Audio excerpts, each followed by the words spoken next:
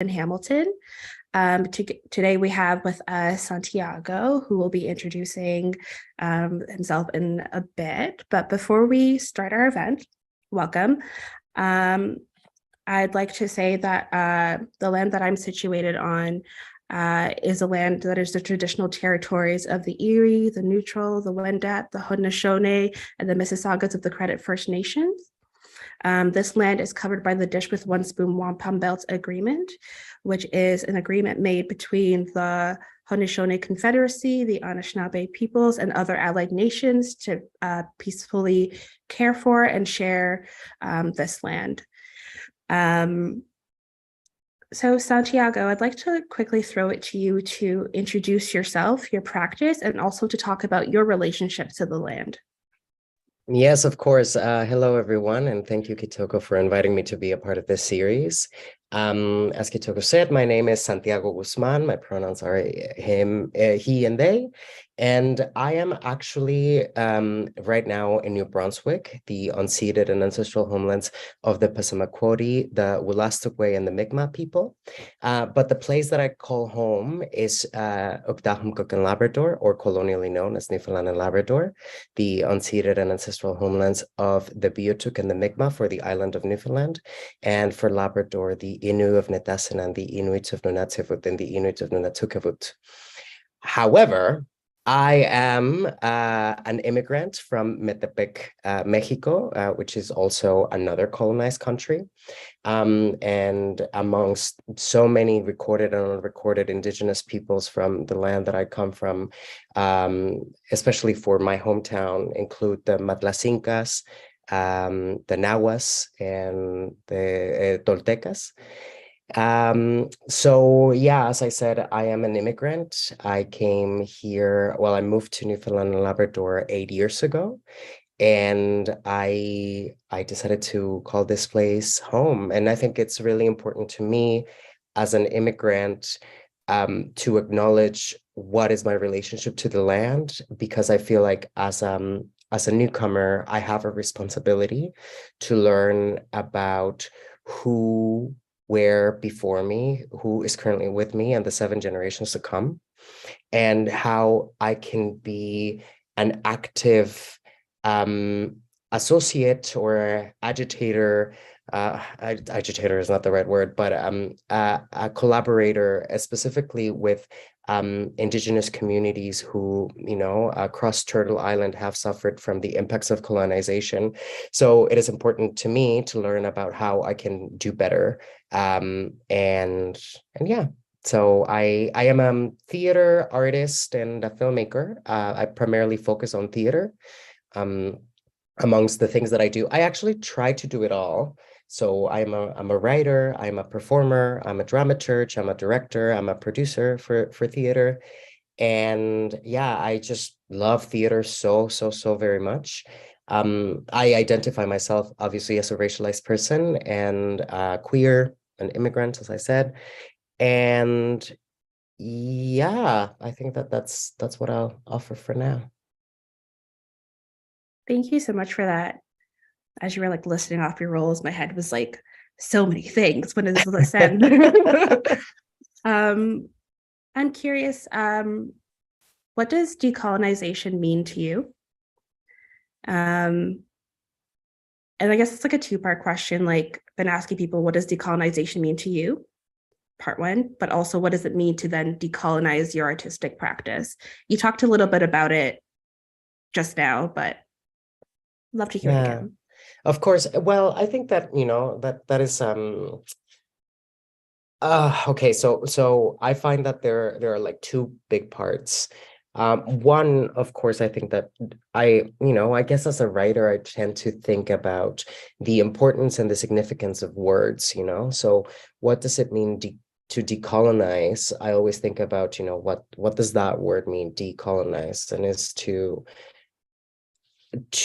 move away from colonialism, to go back, or to take that away, to transform into something that is not that. I think a lot about, or I try, or I guess I understand colonialism as an an action. I see that as an invasion, I see that as an extraction, taking away without acknowledging, and claiming ownership. So I see, and obviously, by doing so, you're perpetuating harm. I see colonialism as a series of systems to organize or to produce, to create. And again, it's influenced by these systems that are upholding some people that have some privilege.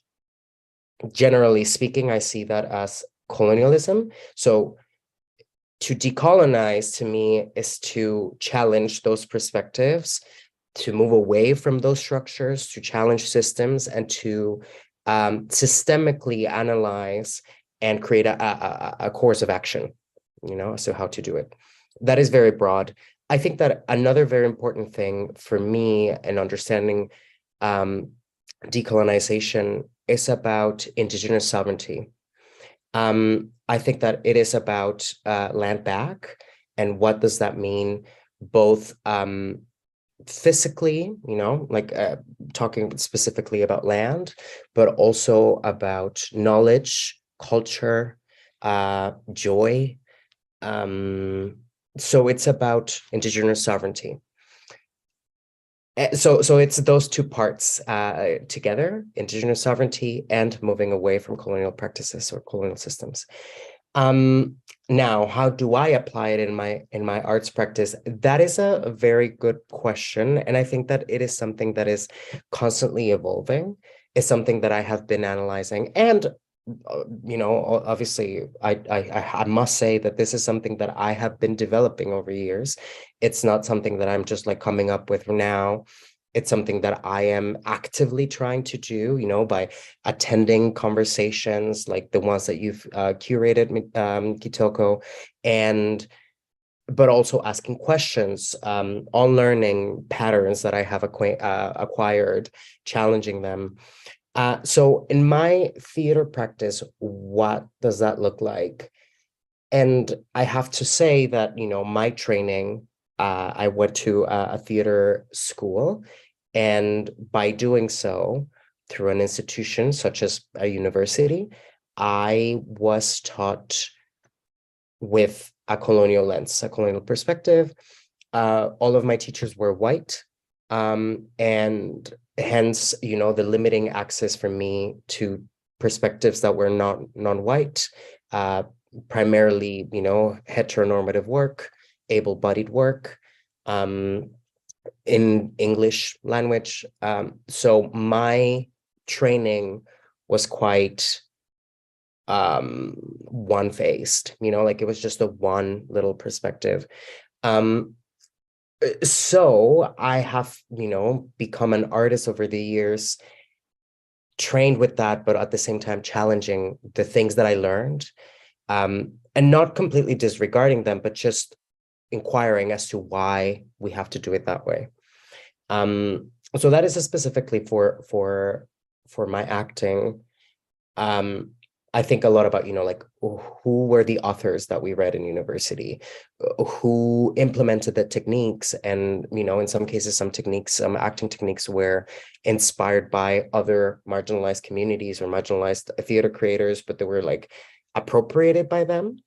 So, it's like flagging those things for me to be like, okay, well, that is something to think about. More objectively, or more, tangibly, I try to think again about what is at the core of what we do, which, in this particular case is telling stories through theater. And what does that look like? Because again, when we think about theater is a colonial venue, right? As we know it. So, first of all, is it possible to completely decolonize theater practice? I have some questions, I don't think so. At the same time, I think what is possible is to shift some of those practices, to challenge some of those practices, and find paths where we center care, kindness, humanity, respect, love, as opposed to at the expense of all of those things, only driven by a product or something that we're doing. So I feel like I'm rambling, but I am getting somewhere, I promise. So I think a lot about, what are those practices or what are those behaviors that we have acquired systemically over the years that have been imposed to people like me, that, completely silence me, oppress me, disregards me. So what are those things and what do they look like in the process of telling a story? I also think about, okay, well, what is theater? If I am thinking from a decolonial perspective, what does that look like? Well, theater doesn't necessarily has to happen in a proscenium stage or a black box theater, right? Like theater could happen in the park. It could happen at a grocery store. It could happen literally anywhere. As long as I think that to me, the key thing for that will create theater is that we have a live performance and an audience. If you start adding lights and costumes and props, those are theatrical devices, but you don't need them, right? You can tell a story without all of those. So anyway, I think a lot about intention. Why am I telling the story that I'm telling? As a writer, as a director, as a producer, as an artistic director, I think a lot about programming that way. Why? Why is this important? Why is this story important? Because I think that there is a responsibility to my audience and my community, so what am I giving them, but also how am I helping artists to develop their practice?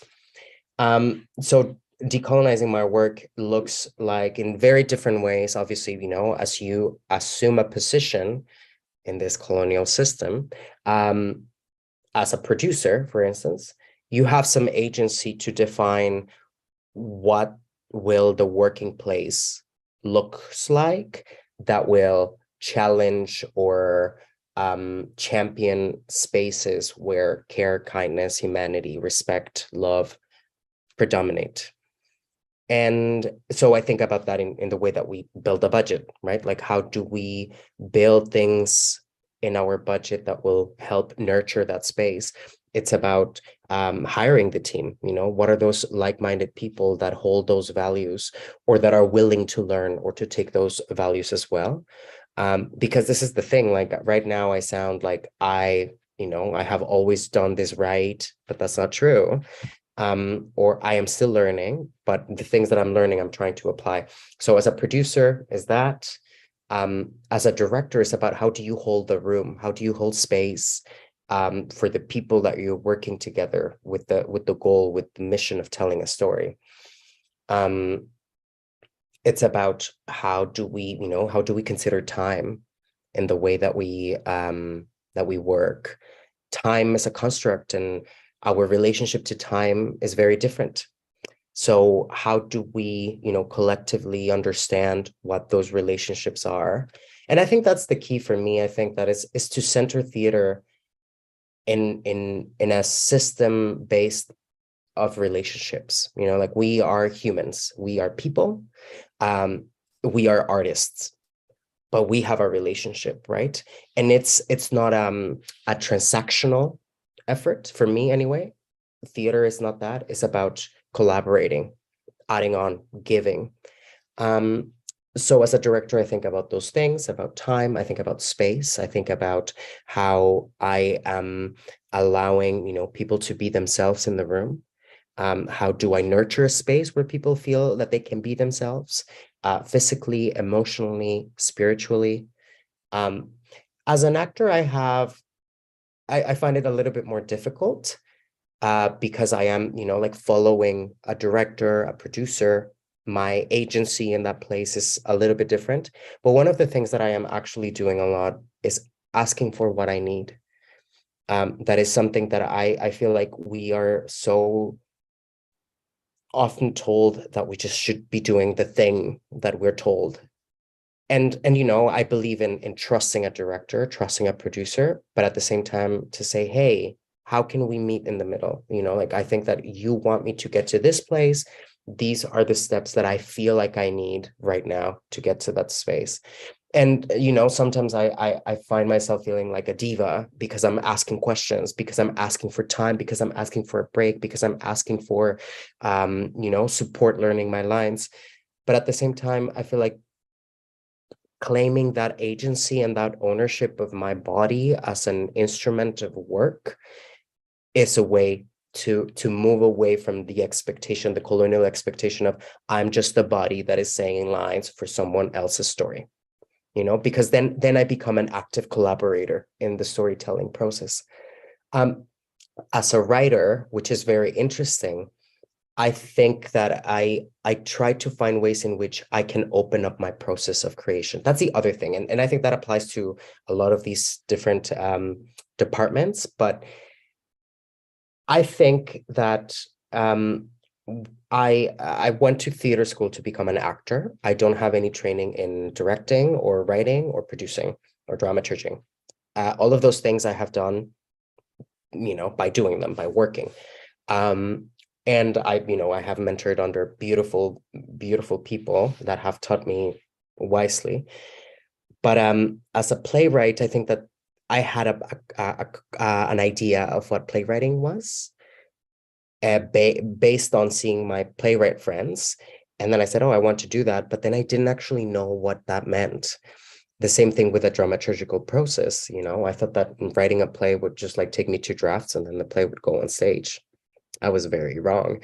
But in these conversations around dramaturgy, for instance, you know, based on a colonial understanding of storytelling and theater making, I found myself feeling like I was not good enough, that I was not right, that I shouldn't do it. And I think that the problem was that I wasn't met where I was at the time. And I think that, you know, in my practice, I try to demystify, because again, theater as we know it is a product, you know, based on you know, like the capitalist world that we live in. It's a product. We go to the theater and we take in, you know, an hour-long show. I hope it's an hour long. Anyway, and then, but that's it. So audiences are completely disregard the process of development, the journey of how do you get to that point.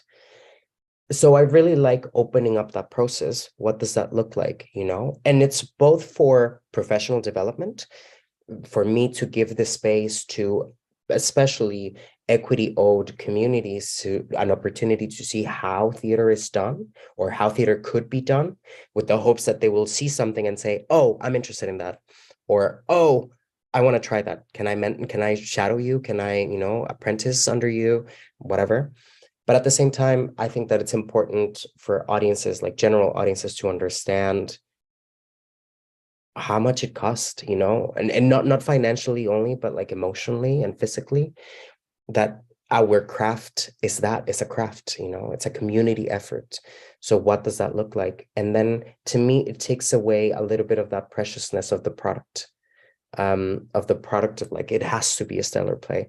Not necessarily. It can be both a stellar play and a play that ignites action, you know, or thinking, or anyway. I'm rambling too much, but I hope that you got some ideas in there. No, I definitely did. And I feel like I intentionally just like let you ramble because, like I said, please speak at me. Like that's what you were brought to do. And I feel like a lot of what you said hit on so many things that have been said in past conversations. Like there is this prioritizing of like the process versus the product. And like what you were saying about like being in relationship to the people that you're working with, and like really prioritizing like that aspect of like the work too, and like how that relationship changes. And even as you were talking and breaking down like what it's like in your practice to try and like decolonize your practice, but as a writer versus as an actor, I just kept thinking like you and Sedna would very much like really vibe with like talking about that specifically, because even she was talking about how like, you know, as an actor, you have less access to power, right? Just based on like your role. And so the amount of like advocacy that you can do for yourself, or like in solidarity with another group of people is like limited, versus like as a producer, you have like you have the power of the budget, right? And you can like really put your value in the budget and be like, we need money for this because it's important and I'm in charge. So so that was really like I mean, like, these aren't my words, but it was very like validating to hear like the ways that like what you're saying collaborates so well with what other people have also been saying. And it was very in depth. I feel like I learned a lot. Yeah, Thank you. sorry. I think, well, I think that pardon me, that I would like to add, and thank you so much for your very kind words, is that I think that every process is different. You know, I don't think that there's a recipe book to says how to decolonize a theater space, because in some cases, you know, the most thing that you can do based on whatever circumstances is that you can decolonize the space, right? But that's a step forward towards decolonizing theater practice. Sometimes the way casting could be decolonized, right? Directing, right? In some cases, and the ideal, I think, would be to move away completely from it.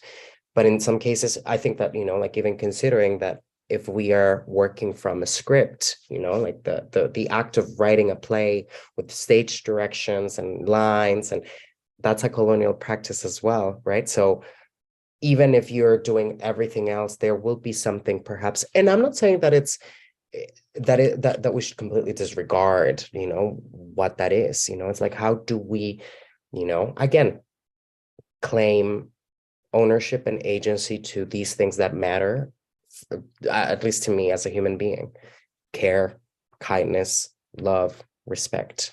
And I think that as long as we are attempting and we're thinking about it, it's, yeah, and it looks in so many ways, shapes, and forms. And I just, you know, encourage people to ask the questions, you know, to say, what is it? And to question the way that we do things. I think that I hear this a lot, you know, like, oh, this is how we do this, or we have always done it like this. But why? You know, why are we doing that? Why is it? And then we find out that, you know, we're doing that because it worked for a person, you know, or the person who began doing that thing. It worked for them. It doesn't mean that it has to work for us, right? So yeah, I think that that is important to just like acknowledge that not every single aspect may be completely decolonized. But I think, you know, and I would encourage people to start taking steps towards it and to question their own practices. And I think that's the most important part, I think, in towards decolonization, is acknowledging that some current practices have been harmful. So how do we move away from that? Yeah, you talked a little bit earlier about how this for you has been like a journey. I'm curious, I know you also mentioned like coming from like a colonized country. I guess I want to hear you talk a bit about like the start of your journey. Like, what were the questions, like what made you ask the questions, like to start with? How were you able to like gain more knowledge and like start practicing this, and like, period? Yeah. Great. I think that, as I said, like I have not always known this, you know, like I have been learning about it. And the first step, I think, was for me to come to Canada, you know, this country that we call Canada. That was the reason why because the moment I arrived, I became a triple intersecting minority. I became a racialized person, a queer person, and an immigrant. And these three identities that I am very proud of set some boundaries and set my relationships to systems, you know, in a way that I'd never experienced in Mexico. I mean, sure, I was queer in Mexico, but let's just say that that was the only you know, minority group that I identified myself with. But I was also in a place where that was not, I mean, I was very lucky that you know, my queerness was never a problem. Sure, I was not living my truest life as I do today, because of, systems that are scary, discrimination and so on. But I still was a queer person openly. Now, when I came here, then actually my queerness was not the first thing that people acknowledged. It was the color of my skin. It was my accent. It was my cultural background. It was my hair. It was, my legal status in the country. And then I happened to be queer as well. And I was like, okay. And because of that, I think that, like my entry point was the education system. I went to a university, and that university, I encountered another system where, all of these things, my accent, the color of my skin, my legal status, set certain boundaries. As I said, all of my undergrad teachers were white. All of them spoke English as their first language. All of them were able-bodied, and I think that most of them, I would argue, were cis, heteronormative folk. And that was the education that I received, right? Like that, from that perspective. But in my core, in my body, I always felt like I didn't fit into what I was being taught, There was this expectation that I had to become someone else that was definitely not me. And I know that, when you go into acting school, that's one of the things that you have to learn to, to become someone else's eyes, body, voice, heart, mind. But the thing was that it was about my race, like the expectation was that I had to play white. And that expectation felt tiring because that was the only thing that I was asked. And, I would look around in my classroom, and my classmates who were all white were, succeeding and fitting into those roles and those tasks, those assignments. And I mean, I was doing pretty well too, but I had to work really, really hard to be seen and to be treated like in an equal space. And I thought, I don't think that this is it, like, and it was until I I read Fronteras Americanas by Guillermo Verdecchia. That was the moment when I thought that there was a space for me in Canada as a theater artist. Because seeing a Chilean writer talk about the same experience that I was just having, I was like, in theater, I was like, oh my gosh. And I think that that was the spark that led me to do more research about other theater creators across the nation that were doing this work, where they were telling the stories that they wanted to tell because nobody else was telling them. And amongst those beautiful people, like we have Beatriz Pisano, Donna Michelle St. Bernard, Yvette Nolan, Yolanda Bonel, Bilal Beg, Sohail Parsa, Marjorie Chan, so many established Raul Varma artists that were doing that across the nation. And I was thinking, but why is that not happening here where I am in Newfoundland and Labrador? So I purposefully did research on different, and I say that in quotation marks, different approaches to theater or stories, because all of the training that I got was white.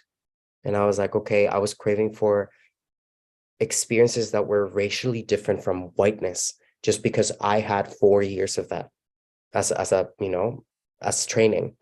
And I just wanted other things that were not that.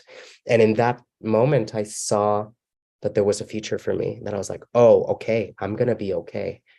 But again, obstacles, in the audition rooms as an actor, trying to fight, because of course, when you go into an audition room and I'm auditioning for a Philip, of course, I am not a Philip. I am not a Philip. I can play a Philip, but I am not a Philip.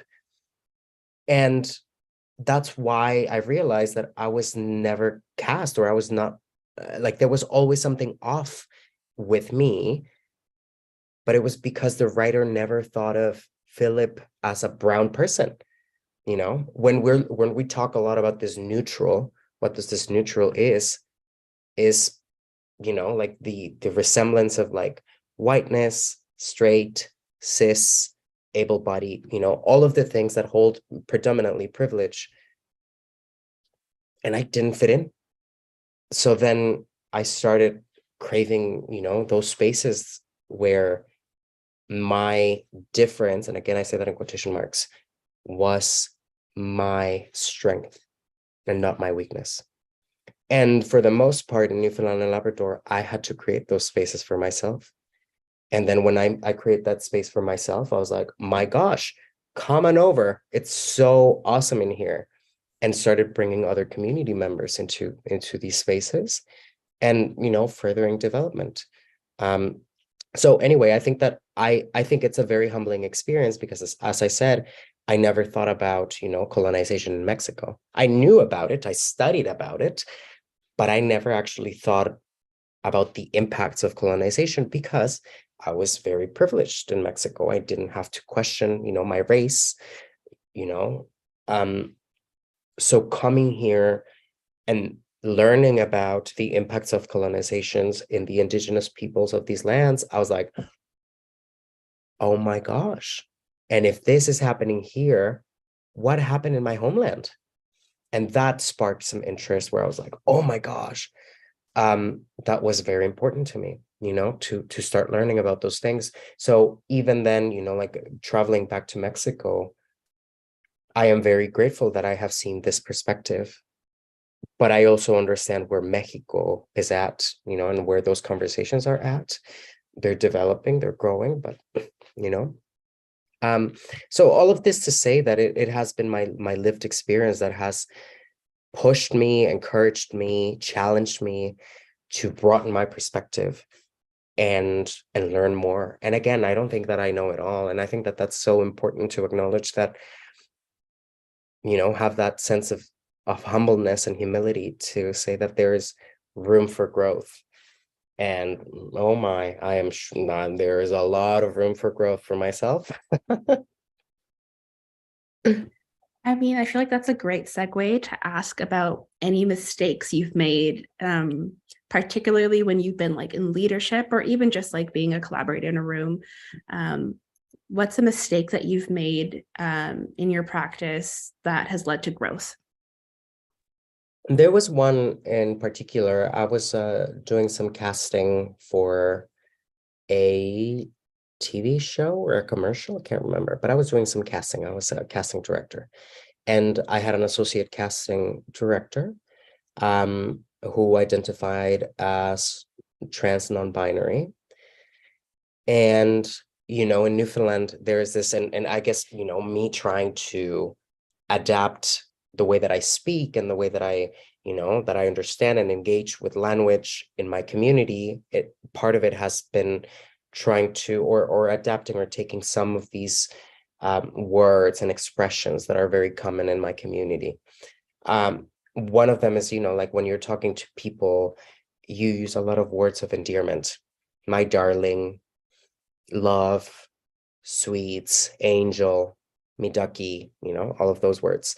And I felt that those were so sweet. And I was like, oh my gosh. Anyway, so I took those on. And sometimes, you know, I'm like, oh, hey, darling, hey, sweetie, hey, love. Pardon me. And I was just like talking to my collaborator and we were chatting about something. And then they said to me, Santiago, I know that you're using these words of endearment as such. I know that I see what you're doing with the words, but they're causing me dysmorphia. And they're making me uncomfortable. And I would rather you not use those words in my presence or to address me. And, you know, like I'm a person who is like always like trying to do their very best to uplift community. So of course I did not mean to intend any harm. But in that moment I was doing it. So instead, you know, like the first thing that I wanted to say was like, oh my God, I am so sorry. This is what I was trying to justify what I was doing. And what I just did was I just looked at them and said, thank you so much. It's not going to happen again. And then it never happened again. And I think that that was such an important thing for me individually, to understand that it's not about, you know, I know that my intentions were good, but they were still causing harm. And that the only thing that I think that that was like accountability and responsibility in practice. This person is holding me accountable. I need to respond and make myself responsible for my actions. Apologize, assume, learn, move on. And that was such an amazing experience, because then that made me realize that, you know, that I was causing harm without knowing it. And the same thing applies with how we use language, you know, because of how we have normalized ableist language, for instance, you know, that sometimes we just don't even think about it. And maybe because this is my second language, I'm really curious as to how do we use language? What does word means? Because when I go on stage, I really want to make sure that I know exactly what I'm saying and why I'm saying it. But because of that, I really do an in-depth analysis of the words and the use of words. So, you know, to realize that I was using able-bodied words and ableist words. Yeah, like, and again, you know, continuing learning. And sometimes I express myself thinking about, you know, not intending harm, and I am. So it's just this thing of like taking responsibility and moving forward. Yeah. Like learning is a process that goes on forever, and like holding yourself accountable to doing better and like living by your own values. Thank you for sharing that.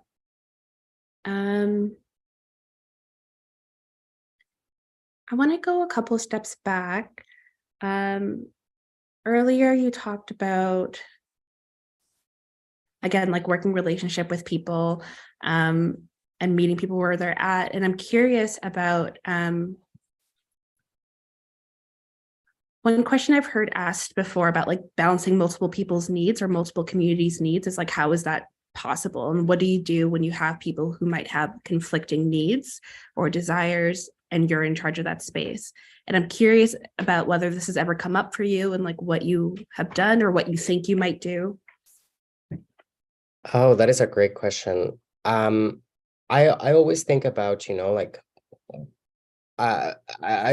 transparency and honesty is so important.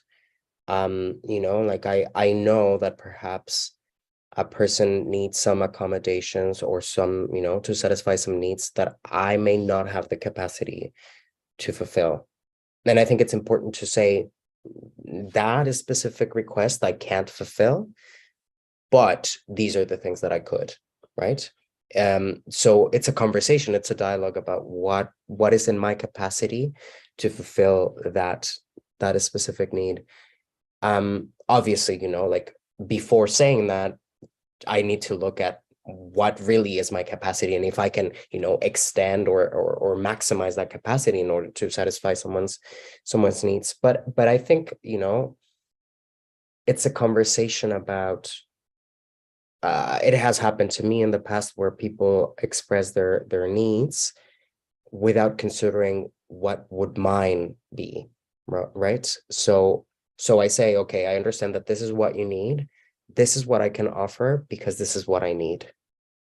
So how do we make that balance? But it's all about transparency and dialogue. And it's not about, I think that, you know, like to me, the importance of having these conversations is to create a space where everyone can thrive with, you know, their given circumstances, with where they are at in that moment. So I think a lot about that, like, what does that mean? What does that look like? And to acknowledge that, you know, perhaps I don't have the capacity to meet all of those needs, but to be open about it. You know, and at the same time trying really hard to find a way to make it work, as opposed to like completely disregarding and saying, no, I can't do that. To say, okay, how could I do it? And when I get to a point where I'm like, okay, I actually can't achieve the thing that is being requested fully, but these are the things that I could do. And I think that when it comes to those like opposing needs, it has happened to me in rehearsals that, you know, an actor wants a thing and then another actor wants another thing, that there's a moment of like, so what are we doing? You know, I think it's about having that conversation about, okay, like, it's not about, you know, like who's going to put their needs in the back seat just to let, you know, other needs to go in the front seat. But it's about having a conversation about like, okay, in the given time, can we meet both needs? You know, maybe that's not an option. Okay, can we do it tomorrow? Can we do it another day? How urgent is this? You know, like, how can we make it work? In some cases, you know, when we talk about it, a person would say, you know what, let's try this thing, and then I will let you know if I still need the other thing that I'm requesting for. But I think that the most important thing that I remind myself is that I can't guess people's thoughts. So communicating is key, you know, like, and there is this Mexican saying, it says, en el pedir está el dar. So it means how you ask for things is how they will be given, right? And I think that that speaks a lot about respect and asking, you know, for what you need, with kindness, care, respect, love, and that will be granted, you know, in the way that you ask. And in some cases, your need will not be fully satisfied, but I believe that it would be, it's highly appreciated when there is an attempt of like finding a way as opposed to shutting it down. Yeah, that's lovely and interesting to hear. I feel like it's always nice to hear about people who are able to lead and be vulnerable in their leadership, and like in that presenting transparency, but also asking for understanding from like the people who might be looking to you for answers, and being able to be like, I don't think I can provide that, but like able to have that conversation like to individuals who are on the same level, I think is very valuable. And really, I think pushes against, I think, this like kind of colonial model of leadership where it's like, I'm the boss and I know everything. And also I said no, and you don't question that. There's no pushback or you're fired. I think that's really interesting. I'm curious, when you spoke about what decolonization means. Sorry if this feels like I'm jumping around. My brain is like constellations. I know, it's not good. Yeah. My question, I guess, is I'm curious about like, as like a marginalized person on this land, as someone from like a colonized country, how do you show up for like Indigenous people without centering yourself, but also while showing up authentically? Does that make sense as a question? It does make sense, and it's an excellent question. I think a lot of it is about listening, you know, for me to be like, okay, what is it that this person, this community, this leader needs at this moment? Is it me to listen? Is it me to take action? Right. And I think it's trusting and centering their voice, their requests, their concerns, and to say, okay, what are the things where that I can do, that I can possibly, you know, like talk about capacity. What are the things that I am capable of doing as an individual, as an organization? I think that that's very interesting because, you know, decolonization for an organization is very different than decolonization for an individual, which I find really fascinating because I tend to have and wear different hats. You know, I am the artistic associate for a Playwrights Centre in Atlantic Canada that has like more than 30 years of operation. And I'm the artistic director of a theater company that I funded and I am growing, but I'm also an individual artist. And the way that my efforts of decolonization are very different because those relationships are different. With this institution that has knowledge of 30 years, and how do you challenge those, you know, like how do you systemically address the flaws? For a company that is relatively new, how do you do that? You know, like I think that it's because it's new, I can shape it and see what it could be.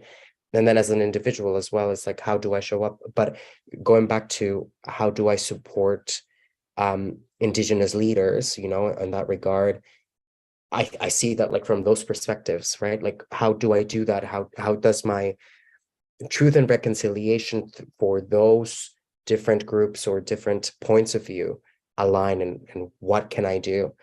So I think that for me is just like taking a time to listen, to think about the action, and to check in. Sometimes I think that it's about asking. Most of the times, leaders are already telling you what needs to happen. They put a lot of like emotional, physical, financial labor into letting us know how can we be active allies. But at the same time, I think that it's important to take some responsibility. I see a lot of this work like decolonization, anti-racism, equity, accessibility. I think that this is everyone's responsibility in the community. It's not only the person who is marginalized, it's everyone's responsibility. And that immediately makes me feel like there is hope, because I know that people will have my back, or at least I trust that will happen. In some cases that doesn't happen, but the goal would be to have someone, there. So yeah, going back to the question, because I'm doing a lot of this, is yeah, being humble as well, knowing when to shut up, and I will shut up now. Love that answer. Thank you for providing such thoughtful responses. We have about 5 minutes left, and so I wanted to give us both a moment to breathe, and if there are any questions, that our moderator can put it in the chat for us.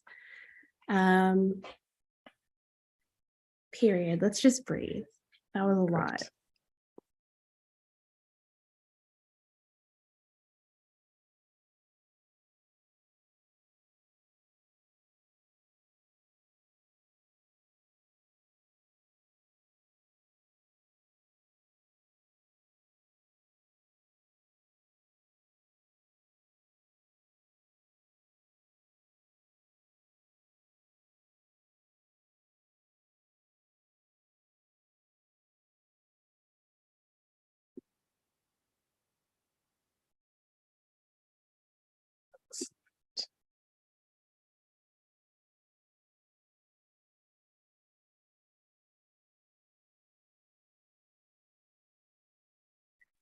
Okay. I let that go on a little long. I think silence is good sometimes. It makes everyone uncomfortable. Mainly me. Okay. Well, I have one last question. Someone else asked this in one of our previous conversations, so I'd want to extend this question to you. With all the work that you do, what is something that nourishes you? What keeps you going?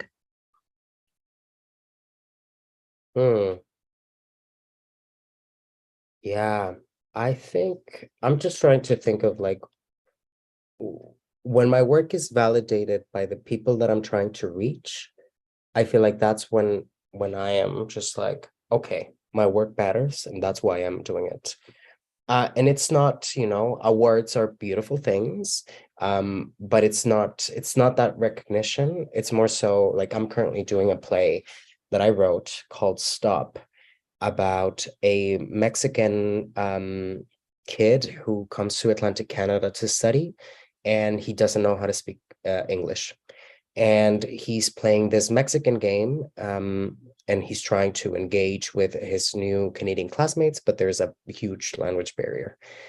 And so this play is yeah, I would say that it's bilingual. I play the kid in the show, and I don't speak English at all, while the other two actors do. And then we have magical realism and spicy Mexican candy and Canadian fuzzy peaches and all of these things that just make the world really magical. But there was one performance where a Mexican student here in New Brunswick saw the play, and I was talking to them, and I said to them, oh my gosh, you understood everything, like the things in Spanish and the things in English. And they said, no, I only understood half of it. And I was like, oh my gosh, I failed as a playwright. I was like, no, what happened? And they said, well, no, I actually only got the Spanish sections because I don't speak English. So yeah, I actually really identified with their character. And that was just like, that just shook me to my core. And that was just like, wow, like this person, this young person saw a show, and like so many times I have sat in the audience thinking, this play is not for me.